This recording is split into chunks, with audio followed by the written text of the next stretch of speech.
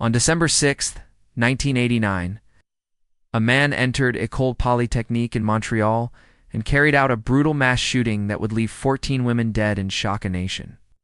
The tragedy, now known as the Montreal Massacre, remains one of the darkest moments in Canadian history, a stark and horrifying example of gender-based violence. Through this video, we will explore the events of that day, the background of the attacker, the immediate aftermath, and the profound societal impact that followed. We'll hear from survivors, examine the public and political responses, and consider how this tragedy sparked national conversations about misogyny, gun control, and the need for systemic change.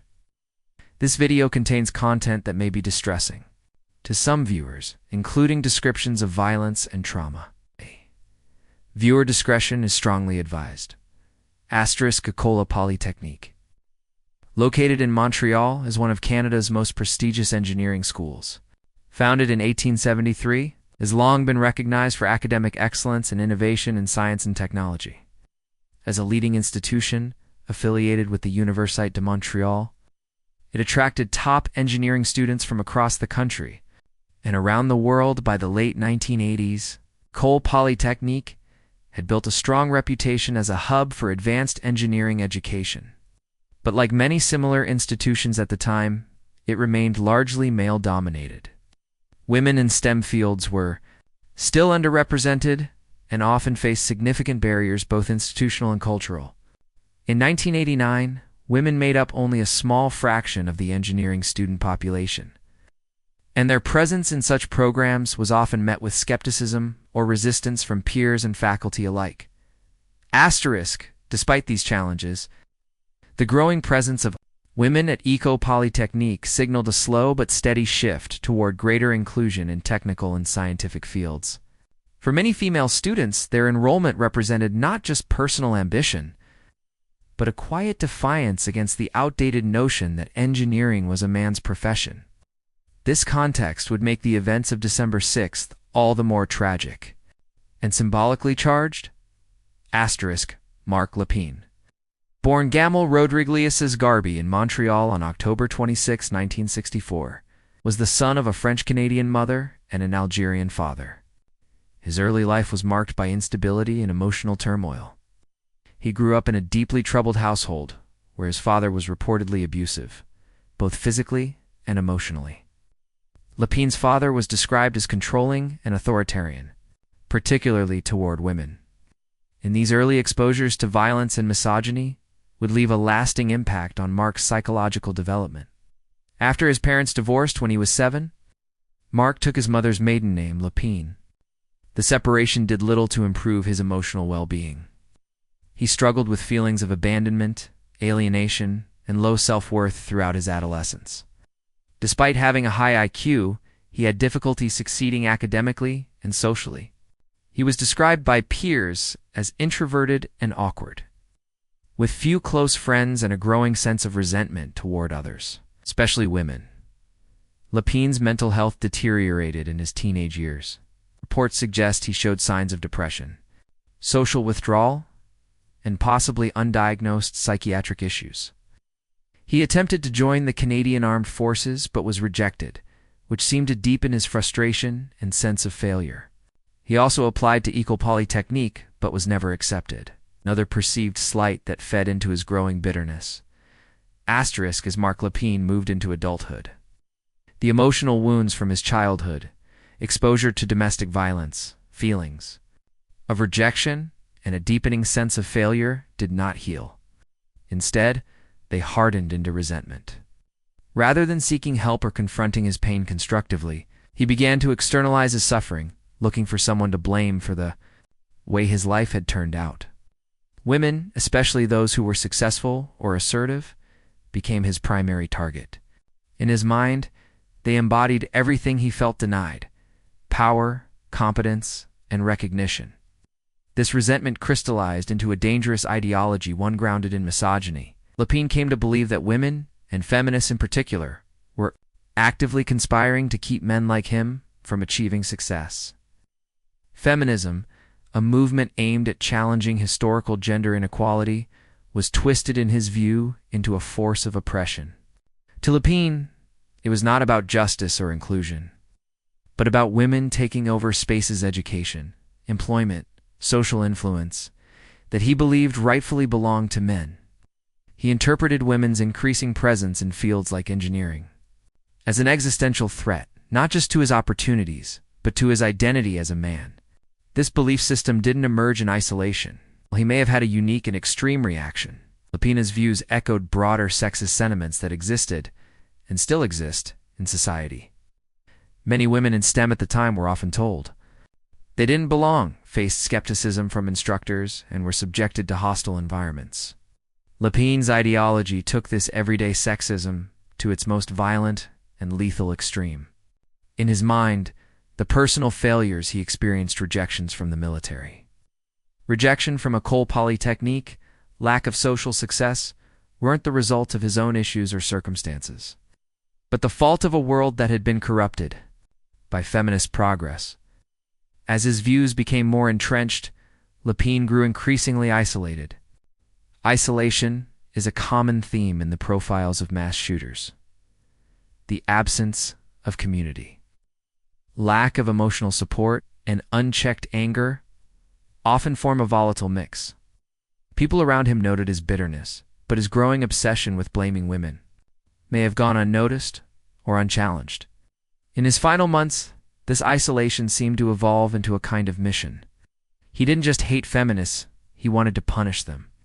By the time he carried out the massacre, his hatred was fully ideological. He had constructed a narrative in which his violence could be rationalized as justice. And his victims were not individuals, but symbols of everything he believed was wrong with the world. This makes his actions especially chilling, not a spontaneous breakdown, but a premeditated attempt to make a political and personal statement through mass murder. Understanding this twisted worldview helps reveal why the Montreal Massacre wasn't just a personal tragedy, but a deeply political act of gender-based terrorism in the weeks before December 6, 1989. Marc Lépine's actions were not impulsive. They were calculated, deliberate, and disturbingly methodical. He purchased a semi-automatic Ruger Mini 14 rifle, a weapon that could cause maximum destruction in a short amount of time, and acquired several rounds of ammunition. This was not a last-minute breakdown, but a carefully crafted plan fueled by years of internalized rage, alienation, and deep-seated hatred, particularly toward women who challenged traditional gender roles.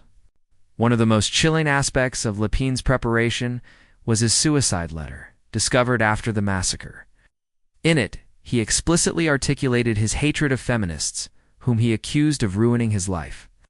The letter was not a chaotic rant. It was a manifesto, structured and clear in its intent. He even included a list of prominent women he wished he could have killed, showing that this was not about random violence, but a targeted ideological assault. These weren't just women who happened to be in his way. They represented, in his mind, the cultural shift that had marginalized him. He believed women had taken opportunities from men like him, and he saw their empowerment as a direct threat to his existence. In his final days, people around him did not report any signs of obvious panic or breakdown. Instead, they described him as strangely composed. This eerie calm suggests that he believed he was fulfilling a mission, one that would allow him to leave behind a statement of violent defiance. That sense of purpose is one of the most disturbing elements. Lépine didn't simply want to end his life. He wanted to make others pay for his pain, and he chose to make that pain political by turning it against women. On December 6, 1989, he entered École Polytechnique with a clear objective, separated male and female students in a classroom, and opened fire on the women. He continued his rampage through the school, systematically seeking out and shooting female students. 14 women were killed. Many others were injured. Then he turned the gun on himself. This wasn't just a mass shooting, it was an act of gender-based terrorism. Lépine deliberately targeted women not as collateral victims, but as symbols of a feminist movement he believed had stolen his rightful place in society. He weaponized his personal failures into an ideology, and then weaponized that ideology into a mass killing. Understanding who Marc Lépine was and the toxic, corrosive worldview he developed is essential to fully understanding the Montreal Massacre. His actions cannot be dismissed as a simple case of mental illness or random violence. They were the product of accumulated trauma, unchecked misogyny, and a society that too often ignores or downplays warning signs of violent hatred, especially when directed at women. His story forces us to confront how personal pain, when filtered through hate and entitlement, can evolve into a lethal ideology. It also reminds us that gender-based violence isn't isolated or senseless. It often reflects broader systems of belief and societal failure that allow such hatred to grow unchecked. December 6, 1989. The massacre. The afternoon of December 6, 1989. École Polytechnique was bustling with semester activity. Students were attending final classes, completing projects, and preparing for exams. But at Woodin Schufen, PM, Marc Lépine, entered the building through the front doors, carrying a bag that concealed a Ruger Mini 14 semi-automatic rifle and ammunition. What unfolded over the next 20 minutes would become one of the deadliest school shootings in Canadian history, a calculated, ideologically driven act of gender-based violence. Detailed timeline and room-by-room breakdown. 5:10 p.m. lobby. Second floor. Lépine walked through the lobby and made his way to the second floor, where he entered room C230, a mechanical engineering class with approximately 60 students. He interrupted the lecture, approached the front of the classroom, and ordered the men and women to separate. 5:15 p.m. separation and first killings. The professor and students hesitated, unsure if this was a prank. But Lépine fired a shot into the ceiling, forcing compliance. He then ordered the men to leave the room. Once alone with the 9 women, he declared, "You're all a bunch of feminists, and I hate feminists." Without waiting for a response, he opened fire. He killed 6 women and wounded 3 others before leaving the room. Woodin Schufen, PM hallways and classrooms. Lépine moved through the hallways and into other classrooms, indiscriminately firing at female students. He shot 3 more women in one corridor and entered room D311, where he killed 2 more women and injured others. 5:25 p.m. cafeteria and final victims on the first floor. He entered the cafeteria where several students were studying. He shot and killed 1 more woman before moving toward the finance office. Woodin Schufen, PM suicide in a stairwell. Lépine turned the gun on himself. The entire attack lasted less than 20 minutes. By the time police entered the building, 14 women were dead and over a dozen others were injured. The victims' names, ages, and tributes. Genevieve Bergeron, 21, civil engineering student and talented musician. Helene Colgan, 23, mechanical engineering student, accepted 2 graduate programs. Naftali Credo, 23, mechanical engineering student, known for her warmth and drive. Barbara Degnaud, 22, teaching assistant, described as kind and compassionate. Anne-Marie Edward, 21, chemical engineering student and accomplished athlete.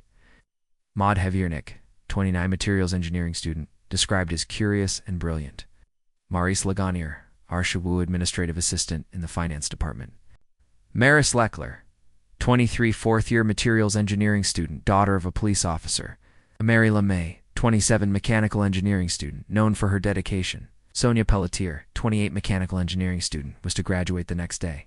Mishali Richard, 21, materials engineering student, loved science and problem solving.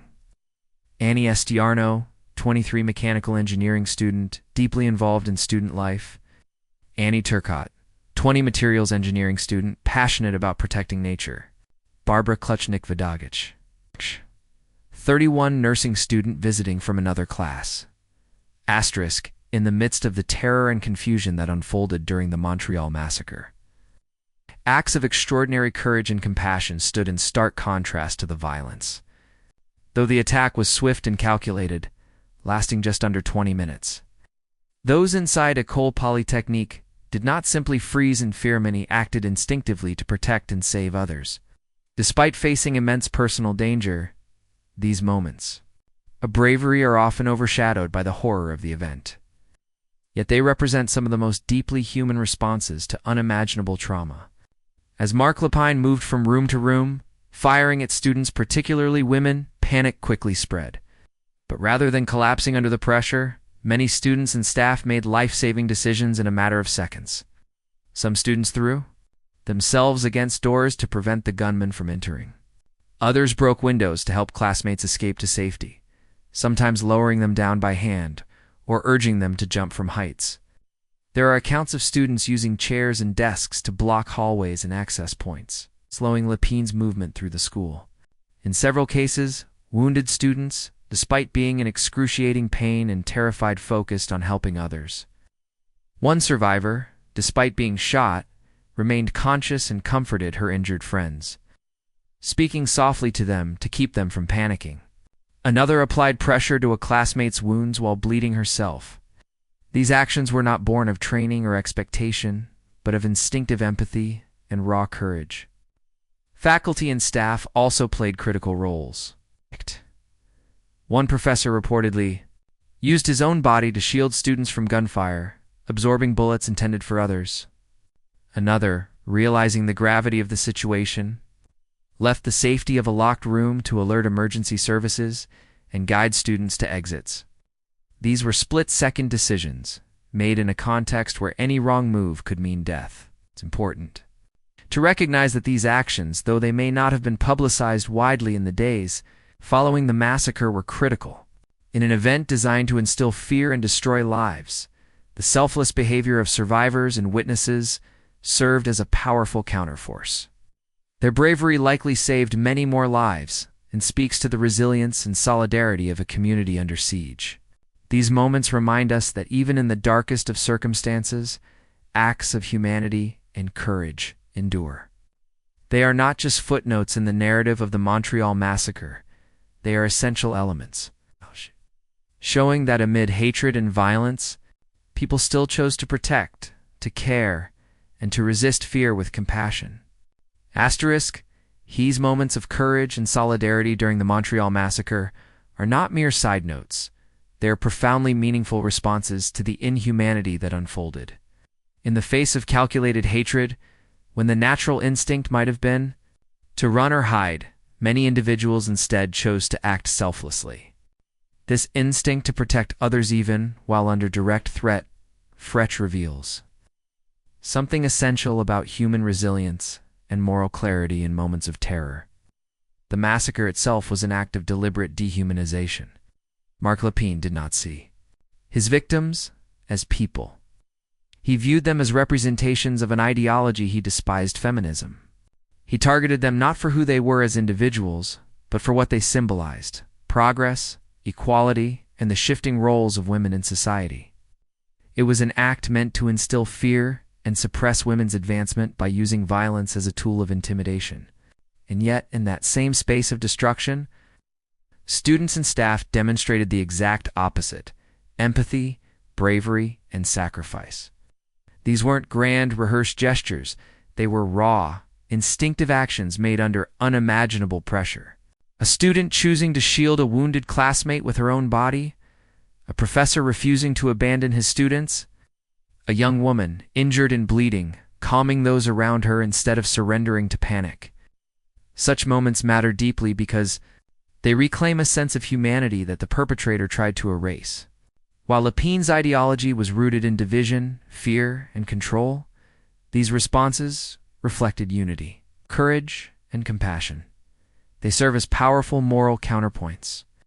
In resisting the violence with acts of risking one's life to help another, showing concern in the midst of chaos, these individuals not only saved lives, they reaffirmed the very values Lépine sought to destroy. In the years since the massacre, it's become increasingly important to highlight these stories. They challenge the narrative that the victims were passive. Immediate aftermath: 5-minute the events of December 6, 1989. Left École Polytechnique and all of Canada shattered. As the sounds of gunfire faded, the scope of the tragedy slowly came into view. Police officers, paramedics, and firefighters arrived within minutes of the first emergency calls. But by then, Marc Lépine had already taken his own life, and 14 women lay dead. Over a dozen others were injured physically, emotionally, and psychologically. Survivors were evacuated, some carried by friends or first responders. Many in shock and disbelief, Police and emergency personnel quickly moved through the building, checking rooms, assisting the wounded, and securing the scene. While the police response was relatively prompt, the massacre also exposed troubling gaps in preparedness. At the time, Canadian law enforcement had little experience with mass shootings, and active shooter protocols as we know them today did not exist. Initial confusion and uncertainty led to delays in treating some of the wounded, and these shortcomings would later become part of the broader national conversation about how to respond to such crises. Investigators worked swiftly to piece together Lépine's actions, timeline, and motives. His suicide letter and the statements he made during the shooting made it tragically clear that this was not a random act of violence. It was a deliberate, ideologically motivated attack on women, particularly those in traditionally male-dominated fields. The pain was not confined to Quebec or the university. Across the nation, people felt the massacre as an attack not just on individuals, but on the values of equality and safety. The date, December 6th, would soon become a symbol, a day of remembrance and a call to action. The immediate aftermath of the Montreal Massacre revealed a country stunned by grief, grappling with the realization that misogynistic violence could erupt so violently and so close to home. But even in the depths of that grief, seeds were planted for reflection, for awareness, and eventually for change. The victims' 6-minute, while the numbers tell us that 14 women were killed in the Montreal Massacre. The true weight of that loss can only be understood through the lives behind those names. Each woman was a daughter, a student, a dreamer with unique talents, goals, and loved ones who believed in their futures. Their deaths were not only the end of promising careers, but profound personal tragedies that rippled through families, friendships, and communities. Here are the stories of a few of them: Genevieve, Bergeron, Archie. Genevieve was a second-year civil engineering student, a gifted musician, and the daughter of a Montreal city councillor. She played the clarinet and sang in a classical choir, balancing her love for the arts with her passion for science. Genevieve was known for her gentle intelligence and kind heart. She had a strong sense of justice and was interested in using her engineering knowledge to build better infrastructure for communities. Her death devastated not just her family, but the cultural and political communities of Montreal. Her parents spoke often of their daughter's sensitivity, her ambition, and the void left behind. She was a reminder that the women lost were more than students. They were potential leaders, artists and citizens committed to creating a better world. Anne-Marie Edward, 21, an energetic and athletic chemical engineering student. Anne-Marie was known for her vibrant personality and love for the outdoors. She was an avid skier, swimmer, and rugby player, often seen with a wide smile and an enthusiastic spirit. Friends described her as fearless, focused, compassionate. And Marie's family struggled to reconcile her bright future with the senselessness of her death. She had dreams of working in environmental sciences or chemical safety fields where she could make a real difference. Her funeral drew hundreds, and her name is now commemorated in scholarships and memorials supporting women in STEM. Her legacy lives on in the aspirations of other young women who, like her, dream of breaking barriers. Sonia Pelletier, 28 Sonia, was just one day away from graduation when she was murdered. She was a top student in mechanical engineering and was set to begin a new job after receiving her diploma. Originally from a small town in Quebec, Sonia was the pride of her family and community proof that hard work, regardless of where you come from, can open doors to opportunity. She was also deeply involved in student life and mentoring younger students. Her family described her as humble, driven, and endlessly supportive of others. Her death struck especially hard because of its cruel timing. She had achieved so much, only to have it ripped away hours before crossing the stage. Her town held a memorial that drew nearly every resident, an expression of shared grief and lost potential. Annie Turcotte was just 20 years old when her life was stolen on December 6, 1989. She was in her first year of studying materials engineering at École Polytechnique, full of promise and potential. Annie's decision to pursue engineering marked a significant personal milestone. She was entering a field where women were still a minority, yet she stepped into it with both confidence and quiet conviction. For Annie, this wasn't simply about building a career, it was about applying science in meaningful ways, especially in the service of the environment, which she deeply cherished. From an early age, Annie had shown a sensitivity to the world around her and empathy that extended not only to people, but to animals and nature. She had once considered becoming a marine biologist, a dream that reflected her deep affinity for the ocean and its ecosystems. Even though she ultimately chose engineering, her environmental values stayed with her. Friends and family described her as thoughtful, introspective, and kind-hearted a person who approached life with care and purpose, even in her quietest moments. Engineering was a new and challenging path, but Annie approached it with openness and resolve. Her curiosity about the physical world and how things worked naturally led her to materials engineering, where she could explore the science behind the tools and structures that shape our lives. While many students might have been intimidated by such a technical field, Annie was energized by the possibilities, eager to learn, and determined to contribute.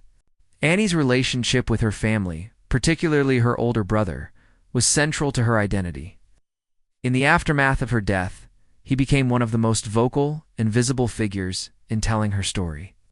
He spoke of Annie not just as a victim of a tragedy, but as a vibrant, loving young woman whose absence left an indescribable void in their lives. He recalled the warmth she brought into their home, the way her presence created a sense of calm, and how her affection for animals and the natural world reflected a deeper, gentle strength.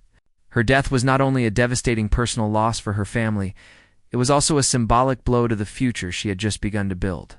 Annie had stepped into a field where women were often questioned or underestimated, and her success was a quiet defiance against those societal limitations. To have her life violently cut short, not for who she was individually, but for what she represented as a woman in engineering, was a cruel erasure of that journey. In the years following the massacre, Annie's family transformed their grief into advocacy. They have participated in remembrance events, supported violence prevention campaigns, and continued to speak her name so the world would not forget. Annie Turcotte is not remembered solely because she was a victim of hate, but because she embodied compassion, potential, and the quiet courage of a young woman daring to follow her path in a world that still resisted her presence.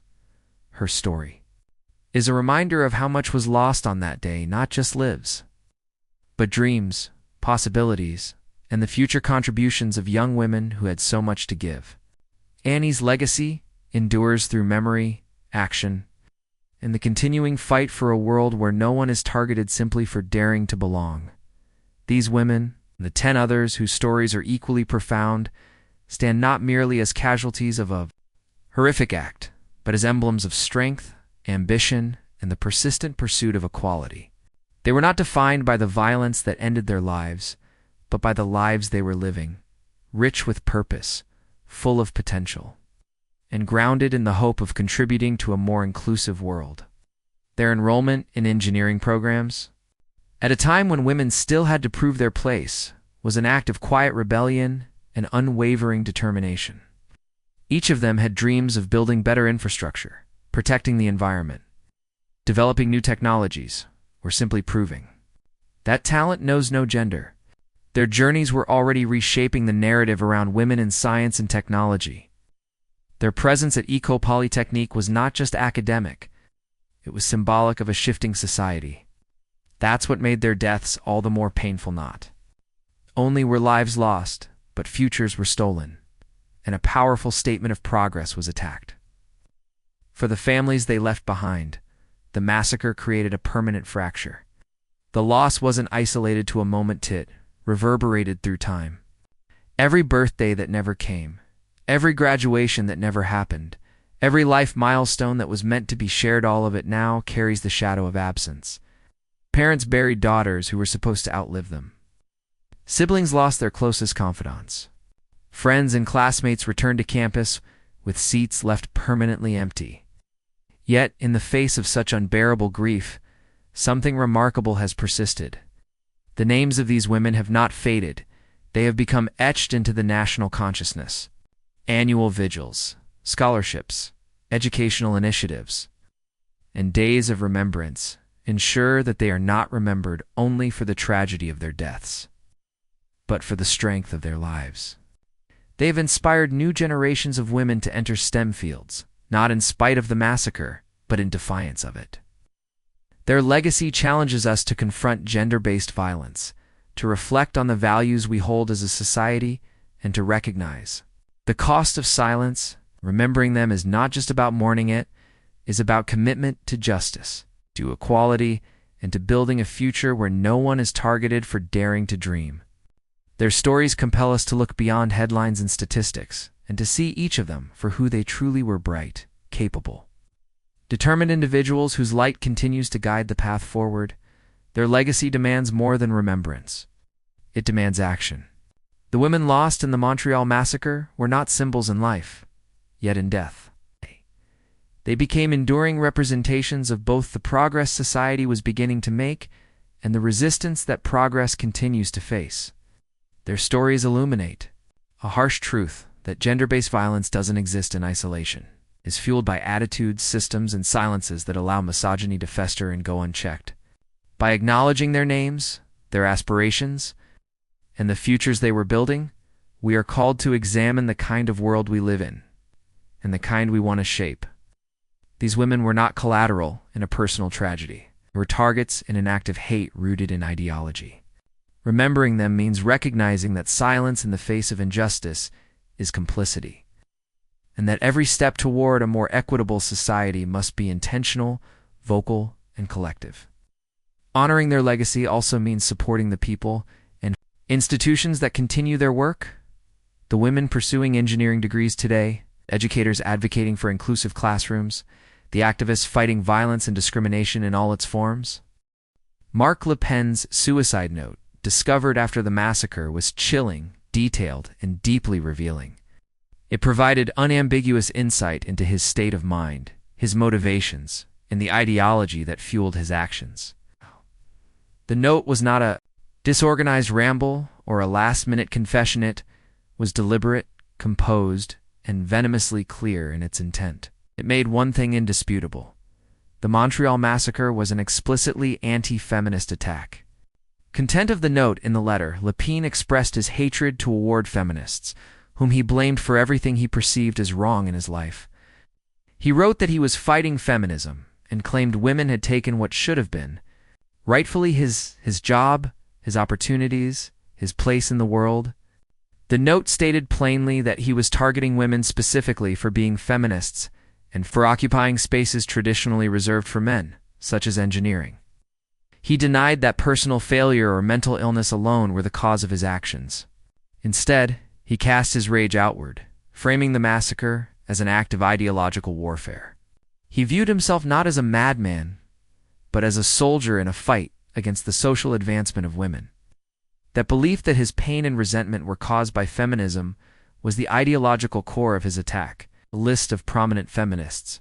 Perhaps most disturbing was the inclusion of a handwritten, muscled list of 19 women he identified as prominent feminists in Canadian society. These were not random names. They included politicians, journalists, academics, and activist women who had publicly advocated for gender equality. Some of the names were misspelled or incorrect, but the intent was unmistakable. These women were symbolic enemies in his imagined war. Although he did not reach these women physically, the list served as a declaration of ideological violence. It revealed the broader scope of his hatred. The massacre wasn't simply about the women in that classroom. It was about punishing all women who dared to challenge the status quo. For those on the list, the aftermath was terrifying. Some feared for their lives. Others spoke out about the deep societal misogyny that allowed such hatred to flourish. Many of them refused to be silenced, choosing instead to amplify the very feminist voices Lépine had tried to erase. Analysis of motives, misogyny, radicalization, and mental health understanding what led Marc Lépine to commit this act requires careful, nuanced examination. It is true that he had a troubled past. He endured an abusive childhood, especially at the hands of a violently misogynistic father. He grew up with feelings of inadequacy, abandonment, and rejection, which were compounded by academic and professional struggles in early adulthood. There is evidence that he experienced significant psychological distress and had been rejected from institutions and job opportunities he desperately sought. But while trauma and possible mental illness may have contributed to his instability, they do not explain or excuse his actions. Thousands of people experience trauma and mental health challenges without turning to violence. What made Lépine dangerous was how he externalized his rage and latched onto an ideology that gave it focus. In the years leading up to the massacre, Lépine became increasingly radicalized in his beliefs. He consumed narratives that framed women, especially feminists, as threats to male success. He adopted a worldview that painted gender equality as a kind of theft in which women's progress equaled male loss. This thinking is not uncommon in misogynistic movements, and Lépine's ideology eerily echoes themes still found today. In the years preceding the Montreal Massacre, Marc Lépine's worldview shifted dramatically from general frustration and social isolation to a radicalized ideology steeped in misogyny. His psychological and emotional vulnerabilities, compounded by a history of abuse and personal setbacks, made him especially susceptible to adopting simplistic and dangerous explanations for his problems. Rather than examining his own shortcomings or seeking help, Lépine began to externalize blame. Women and feminists in particular became the scapegoats for everything he believed had gone wrong in his life. What made this shift so deadly was how he came to interpret women's progress, not as a social good, but as a personal attack.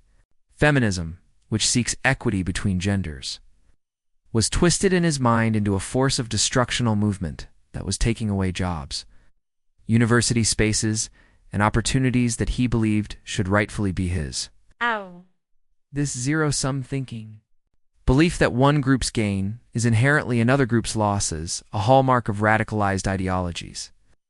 In Lépine's case, it allowed him to cast himself as the victim of a conspiracy rather than a participant in a changing world. Mindset did not develop in a vacuum. While the internet was not as prevalent in 1989 as it is today, misogynistic attitudes were still culturally pervasive. Media, family dynamics, and societal expectations reinforced the idea that a man's worth was tied to his dominance, success, and control. Lépine's father, known to be violently misogynistic himself, likely modeled and reinforced these beliefs early on. As Lépine experienced rejection from schools, jobs, and women's beliefs hardened into rage, he no longer simply resented women's presence in male-dominated fields, he perceived it as an existential threat. What makes his radicalization particularly chilling is its striking similarity to patterns we still see today. Online spaces such as incel forums, men's rights groups, and the broader manosphere often promote ideologies that echo Lépine's thinking that feminism is destroying society, that women's empowerment emasculates men, and that gender equality is a zero-sum war that men are losing. These communities often act as echo chambers where personal grievances are weaponized and violence is romanticized as a form of reclamation or justice. Lépine's descent into hatred followed this exact trajectory. He was not just angry, he was ideologically motivated. His suicide note shows a man who believed he was acting on principle, not impulse. In his distorted worldview, killing women, specifically women who dared to excel in traditionally male domains, was framed as a form of ideological warfare. That mindset transforms personal grievance into mass violence. This is why Lépine's radicalization must be deeply understood and never dismissed as simply the actions of a madman.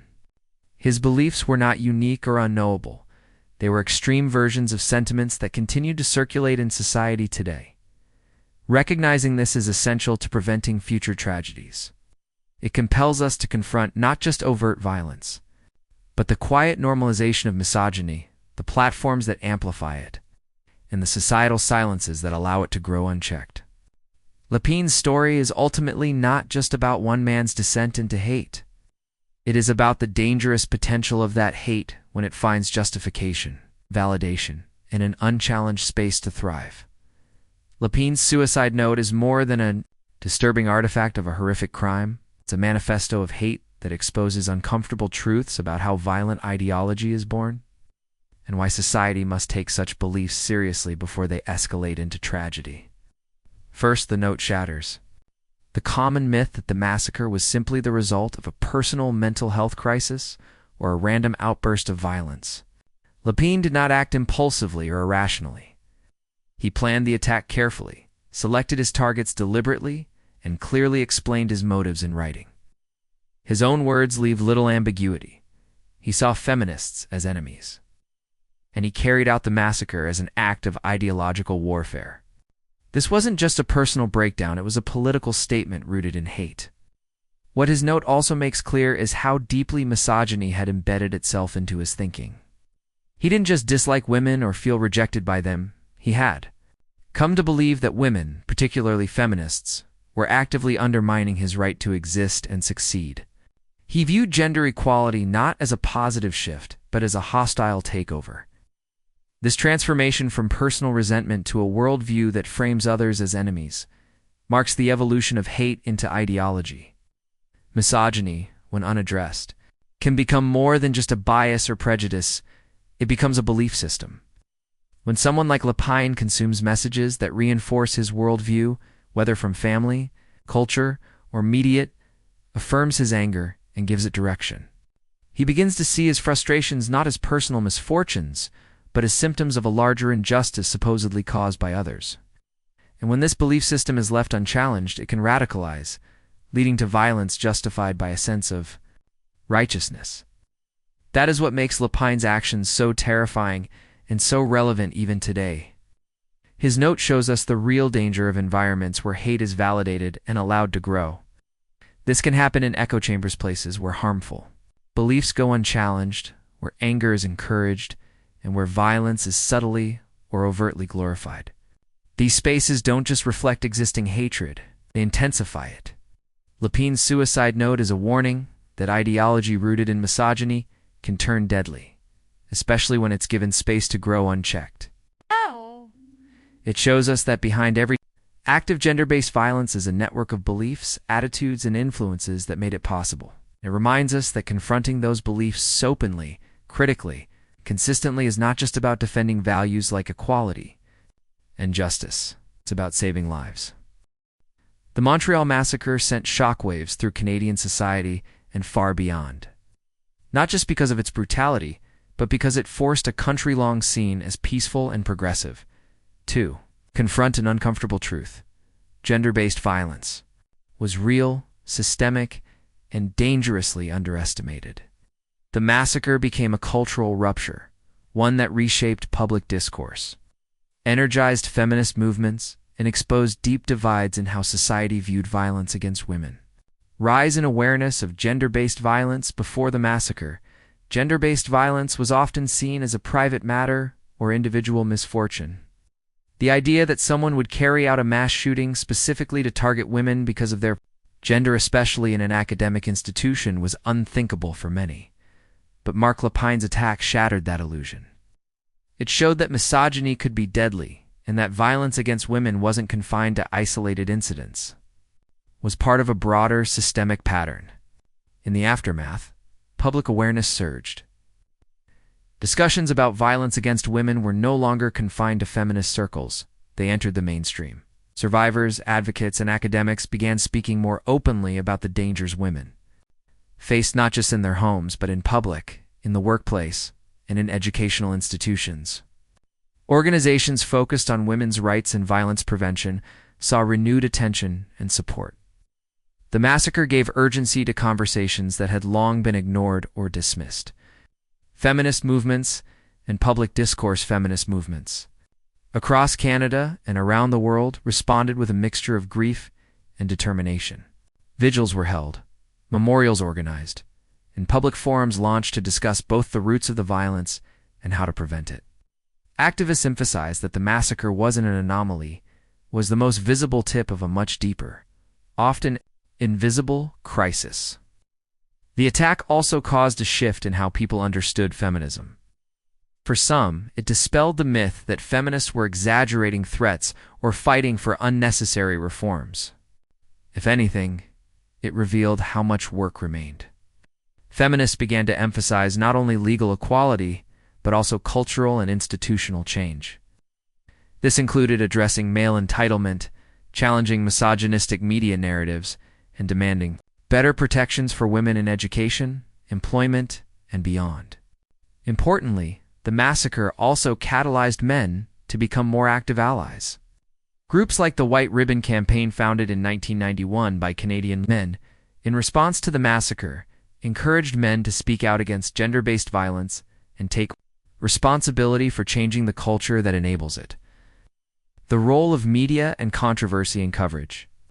The media played a crucially yet deeply contested role in shaping how the public understood the massacre. In the immediate aftermath, some outlets hesitated to name misogyny as a motive.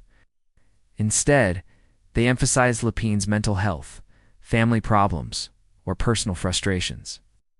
Many journalists avoided framing the massacre as gender-based violence, treating it instead as a senseless act or the result of one man's breakdown.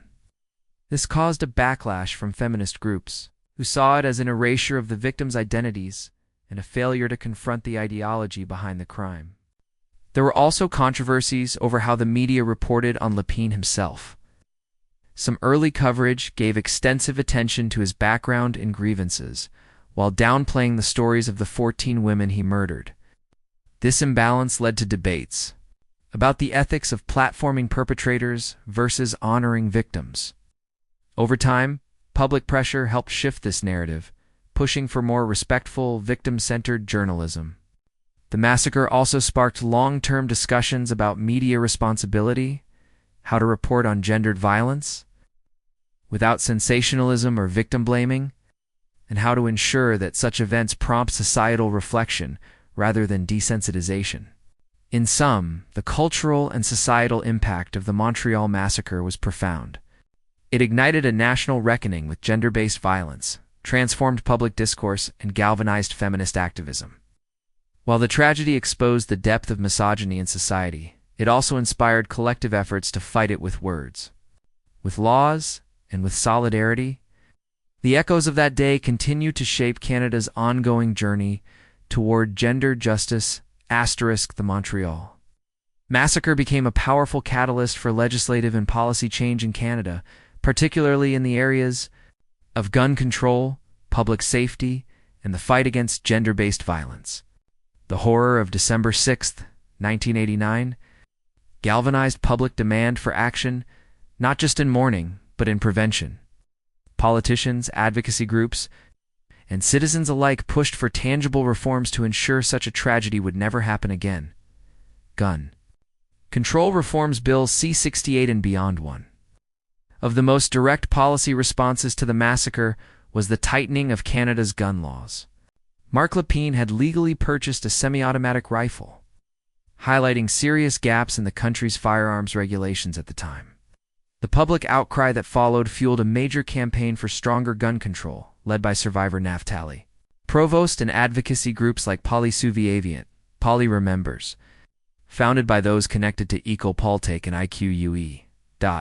In 1995. These efforts culminated in the passage of Bill C-68, the Firearms Act, introduced by the Liberal government under Prime Minister Jean Chrétien. This landmark legislation included mandatory licensing for guns, registration of all firearms including rifles and shotguns, stricter background checks, including spousal approval and screening for mental health and domestic violence history, safe storage and transport requirements for firearms. The bill faced opposition from gun rights groups and was controversial in rural communities. But it passed, marking a significant shift in Canadian gun policy. Though parts of the long gun registry were later, the legacy of the Montreal Massacre lives on through a powerful tapestry of memorials, annual rituals, and ongoing advocacy, ensuring that the names and stories of the 14 women lost on December 6, 1989, are never forgotten. These commemorations do more than honor the past. They inspire reflection, education, and action. carrying forward a collective promise to confront violence against women with remembrance and resolve. Annual memorial services every year on December. Canadians gather across the country to mark the National Day of Remembrance and Action on Violence Against Women. At École Polytechnique itself, as well as in cities from Vancouver to Halifax, vigils are held in memory of the victims. Ceremonies are solemn and poignant, often featuring the reading of the women's names, the lighting of candles, and moments of silence. Universities, workplaces, and public institutions lower flags to half-mast and pause to reflect. These memorials serve a dual purpose. They honor the victims and reinforce the societal commitment to ending gender-based violence. Survivors, family members, students, and advocates often speak, offering both personal tributes and calls to action. The pain is still palpable, but so is the resilience and collective strength that has grown from tragedy. The Montreal Massacre was not just a horrifying event from the past. It was a stark reflection of the very real dangers that arise when hatred, misogyny, and silence go unchecked. It revealed the consequences of dismissing gender-based violence as isolated, or of minimizing the deep-rooted biases that still persist in society. As we remember the 14 women who lost their lives, we must also recognize that remembrance alone is not enough. Honoring their memory means carrying forward a commitment to change, to challenging harmful ideologies, to standing up against sexism in all its forms, and to creating a culture where everyone can live, learn, and thrive without fear. There are ways to take action, support, and donate to organizations that work to prevent gender-based violence. Educate yourself and others. Speak up when you see injustice or discrimination. Listen to survivors. Amplify the voices of women and marginalized communities.